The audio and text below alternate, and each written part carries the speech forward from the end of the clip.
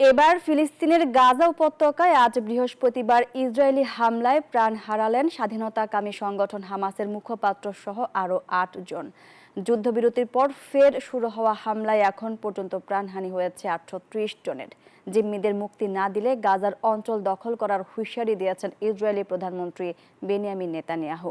এদিকে অবিলম্বে ইসরায়েলে নির্বাচনের দাবি তুলে বুধবার জেরুজালেমে বিক্ষোভ করেছেন আন্দোলনকারীরা।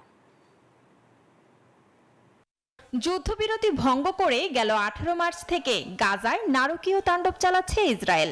এখন পর্যন্ত দখলদারদের নতুন করে শুরু করা আগ্রাসনে প্রাণহানি হয়েছে ৮ শতাধিক মানুষের, আহত হয়েছেন ১৭০০-র বেশি। এরই মধ্যে বৃহস্পতিবার ইসরায়েলি হামলায় নিহত হলেন ফিলিস্তিনের স্বাধীনতাকামী সংগঠন হামাসের মুখপাত্র আবদেল লতিফ আল কানোয়া। এরই মধ্যে গাজার বাসিন্দাদের উদ্দেশ্যে বুধবার এক ভিডিও বার্তা দিলেন ইসরায়েলি প্রতিরক্ষা মন্ত্রী ইসরায়েল কাটজ। অবিলম্বে গাজা থেকে হামাসকে অপসারণের দাবি জানাতে সতর্ক বার্তা দিয়েছেন তিনি।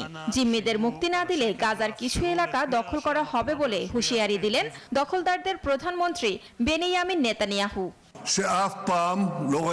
গাজায় লড়াই অব্যাহত রয়েছে। এই ঈদে জামা জুতো অ্যাকসেসরিজের ডিসকাউন্ট।